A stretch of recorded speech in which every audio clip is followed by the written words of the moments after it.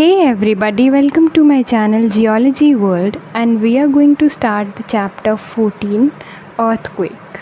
So first we are going to see the definition of earthquake. Earthquakes are sudden ominous disasters which originate naturally beneath the earth's surface.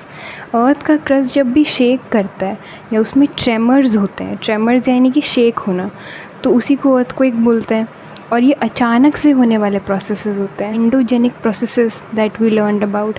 ये endogenic process होते हैं, मतलब ये अचानक से abruptly कभी भी अर्थ के अंदर, अर्थ के सरफेस के नीचे ट्रेमर्स, टेक्टोनिक प्लेट्स का हिलना, उसी को अर्थक्वेक बोलते हैं।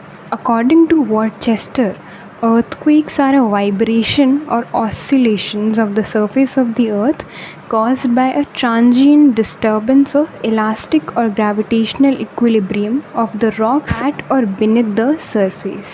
वर्चेस्टर ने बोला है कि earthquake बोलते हैं वाइब्रेशन को। जब भी अर्थ का सरफेस वाइब्रेट करने लग जाए या आगे पीछे, ऑसिलेशन मीन्स आगे पीछे मूवमेंट होने लग जाए उसका, जिससे कि अर्थ का जो ग्रेविटेशनल इक्विलिब्रियम है वो डिस्टर्ब हो जाए, उसी को अर्थक्वेक बोलते हैं। अर्थक्वेक में दो चीज़ें होती हैं, एक होता है सीस्मिक फोकस या फिर फोकस, और दूसरा एपिसेंटर। जिस पॉइंट से अर्थ के नीचे, जिस पॉइंट से वो अर्थक्वेक फैलता है, स्प्रेड होता है वो वाइब्रेशन, उसी को फोकस बोलते हैं या सीस्मिक फोकस बोलते हैं। और वो वाइब्रेशन अर्थ के सरफेस के ऊपर जहाँ आके रुकते हैं, which is perpendicular to the focus और the seismic focus, it is called the epicentre. तो एपिसेंटर अर्थ के ऊपर, सरफेस के ऊपर होता है, और सरफेस के नीचे is the seismic focus. Next is the type of seismic waves. So the seismic waves are the waves that travel from the seismic focus to the epicentre and then on the surface of the earth. तो ये भी type के होते हैं। पहला type primary waves, दूसरा है secondary waves, और तीसरा है लॉन्ग वेव्स। जो वेव्स होती है जिस तरह पानी में बनती है, अगर पानी में पत्थर फेंके तो वो वेव्स के फॉर्म में आगे आगे फैलती चली जाती हैं, वाइब्रेशंस की तरह। तो उसी तरीके से अर्थक्वेक के वाइब्रेशन भी अर्थ के सरफेस पे इसी तरीके से फैलते हैं।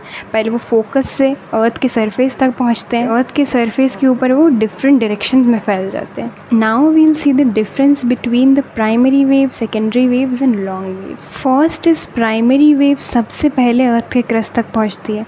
स्पीड बहुत ज़्यादा होता है, इसलिए अर्थ के क्रस्ट पे सबसे पहले प्राइमरी वेव्स जाती है, और सेकेंडरी वेव्स उसके बाद। प्राइमरी वेव्स के बाद जो वेव जाती है अर्थ के क्रस्ट तक, वो सेकेंडरी वेव होती है।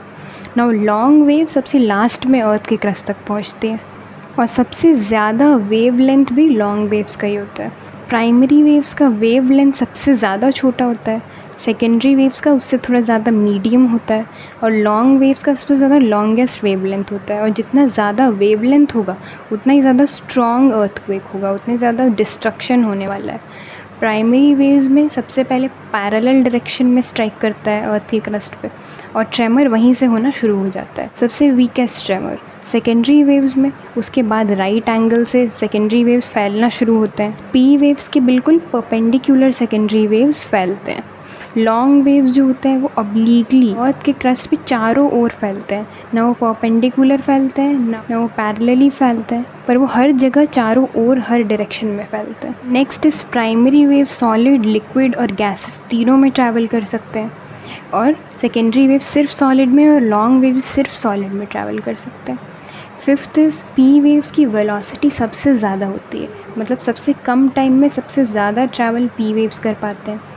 और जो एस वेव्स होते हैं उनका वेलोसिटी थोड़ा कम होता है, उससे 3.5 to 7.2 किलोमीटर पर सेकेंड।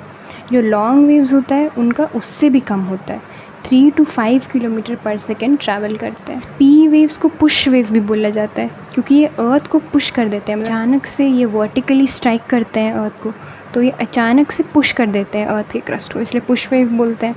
और सेकेंडरी वेव्स को शेकिंग वेव बोलते हैं, क्योंकि ये पी वेव्स के परपेंडिकुलरली ट्रैवल करते हैं, तो इसलिए ये शेक कर देते हैं अर्थ के सरफेस को। जो लॉन्ग वेव्स होते हैं वो लॉन्गर टाइम लेते हैं पी वेव्स और एस वेव्स से फैलने में, और वो चारों डायरेक्शंस में फैलते हैं। नेक्स्ट इज़ पी वेव्स जो होते हैं वो फर्स्ट प्रिलिमिनरी ट्रेमर्स, मतलब जो पहले झटके होते हैं अर्थक्वेक के, जो हमें हल्का हल्का चीज़ें हिलती हुई फील होती हैं, वो प्राइमरी वेव्स ही होती हैं।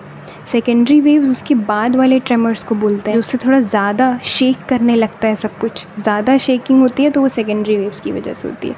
पर जो लॉन्ग वेव्स होते हैं वो मेन शॉक होते हैं, मतलब उनकी वजह से ही सबसे ज़्यादा डिस्ट्रक्शन होता है अर्थक्वेक में।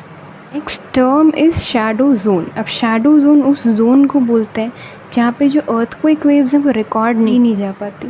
जो सीस्मोग्राफ होता है which is use to record the earthquake waves, seismograph उन एरियाज़ में रिकॉर्ड नहीं कर पाता है अर्थक्वेक वेव्स को, तो उन्हीं को शैडो जोन्स बोलते हैं। अब अगर 105 डिग्रीज़ तक जो एपिसेंटर से डिस्टेंस है, अगर वहाँ पे सीस्मोग्राफ लगाया जाए तो वो पी वेव्स और एस वेव्स दोनों को डिटेक्ट कर लेता है। पर अगर 145 उससे थोड़ा ज़्यादा डिस्टेंस पे एपिसेंटर से लगाया जाए सीस्मोग्राफ को, तो वो पी वेव्स को तो मेजर कर लेता है पर एस वेव्स को मेजर नहीं कर पाता है, एस वेव्स को डिटेक्ट नहीं कर पाता है। इसलिए जो 105 डिग्री टू 145 डिग्री के बीच का एरिया है, उस एरिया को शैडो जोन बोल सकते हैं, क्योंकि वहाँ पे एस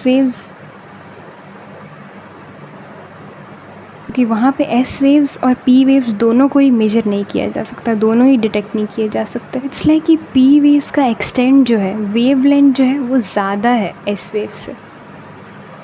मीन्स अर्थ के सरफेस के ऊपर बहुत सारे एरियाज़ हैं जहाँ पे एस वेव्स को डिटेक्ट नहीं किया जा सकता सीस्मोग्राफ से, पर पी वेव्स को ज़्यादातर एरियाज़ में डिटेक्ट किया जा सकता है।